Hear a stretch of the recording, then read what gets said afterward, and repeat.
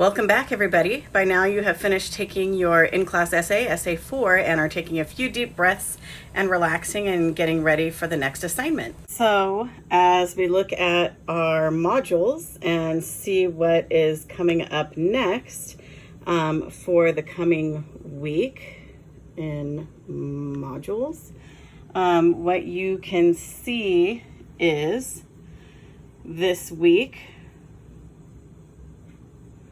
on April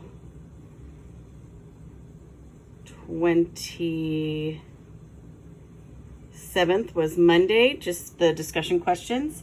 And then this week, Friday, May 1st, an assignment called First 4 is due, and you should be starting to look at the instructions for the research paper, Essay 5. But what I want to talk about today is the first 4. Now, some of you might get scared looking at that and go, it's a 4-page assignment. And others of you are like, I knock out 7-page essays regularly. This is actually not an essay. This is the last of the 4 assignments to prepare you for the research paper. And it's called the First 4 because it's the first 4 pages for an assignment. It is your title page, an informal outline, your introductory paragraph, and a works cited page. So I'm kind of just going to go through this with you all, just because I know for some people, this is not a regular thing that you do. We will start off with the title page. Most of you know what that is, and I'm sure there's at least one student who's sitting down looking at this and about to raise their hand and go, excuse me, Professor Haney, didn't you make a big deal about this at the beginning of the semester saying that a title page is not MLA style? And that is totally correct. It is not officially MLA style. I just need to know that you know how to do this, because next semester you might have a teacher who asks for it, and if you're like, I don't know how to do that, they're going to be like, oh my God, who'd you take English 1 with? And you might say, well, I took it with Professor Haney, and she said it's not MLA style.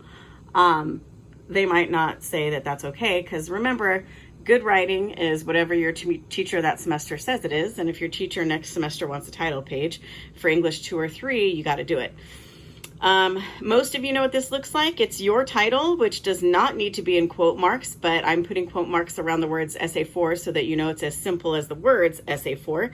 Centered on the page, both vertically and horizontally. That means at about 5.5 inches on the sheet, and centered, which you can use the Control-E program in Word to center your title. And then at the bottom of the sheet, information for the class, like the date, the class instructor, the class name, your name, double spaced, an informal outline. And you can, of course, look at Hacker in this assignment. An informal outline is covered on pages 19 through 21 of Hacker. It could be just short phrases and your ideas on each of these topics. And it can be as simple as general topics and just the data that supports it in phrases, but it should be about 1 page to get full credit. And then your introductory paragraph should be about 100 to 200 words typed and double spaced. And your introduction should have your hook. 3, actually, this is just for the informal outline, not for the final assignment. 2 to 3 backgrounds, your thesis, which in this case is an evaluation of a solution. We're switching tracks now. Essays 3 and 4 were on solutions to a problem. Essays 5 and 6, the thesis is an evaluation of a solution, saying so-and-so proposed this solution, it will work because of this, or it won't work because of that. It is no longer a we should do this for these reasons. It's going to work for these reasons. 4 reasons minimum for why it will work on this outline. And of course, objections and refutations, alternative viewpoints. You can do both objections, refutations, and alternative solutions, and statements of why the original solution is better for this assignment. And then finally, of course, your works cited page. You can see Hacker for the information on works cited, but generally it's the words works cited, not in quotes. I have quotes around here again so that you know it's the words works cited, centered on the page. And then at least 6 to 7 of your citations, you're going to have 8 citations for the final draft, left aligned, alphabetized by the author's last name and double spaced. And I've attached copies of what these look like. It's for example only, and please do not copy and paste them because it's an example from Rhyme with Ancient Mariner and Frankenstein, and that's not what we're writing about. Essay 5 is on a solution to a problem of gender inequality. So this page has the word cover page on it. Please don't copy and paste this or else I'll know you're stealing my work, and that's plagiarism. This is just so that you know that it's a cover page. And I'm gonna shrink this down a little so that it fits onto a page. So that's generally what it looks like. Your title centered on the page, right? And then, you know, heading, or in this case, footing information, your name, the date, the class, and maybe either the professor's name or the topic that it is. For example, this says final. Yours, of course, can be, you know, your title, which some students say just Essay 5, right? Or research paper, or gender inequality for their title. And then your name, the date, the class, for example, English 1.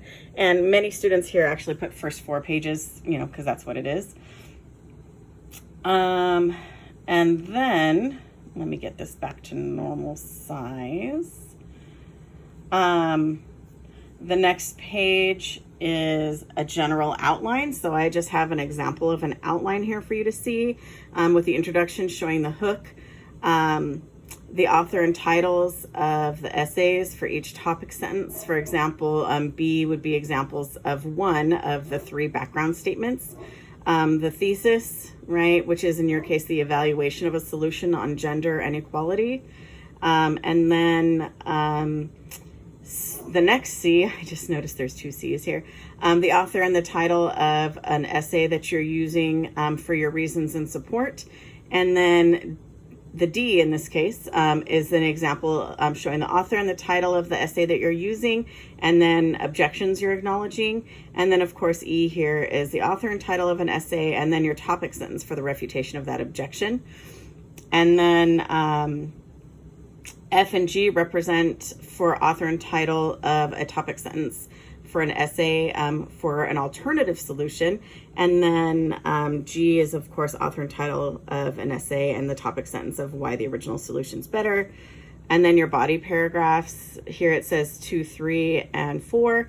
I don't care if you use Roman numerals, and this is just the example that I'm presenting to you.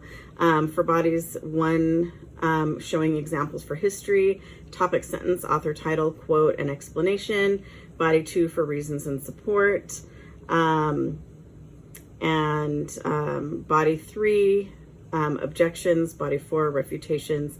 Body 5, alternative solution. And body 6, in this case, why the original solution's better. And then a conclusion. This did take more than 1 page.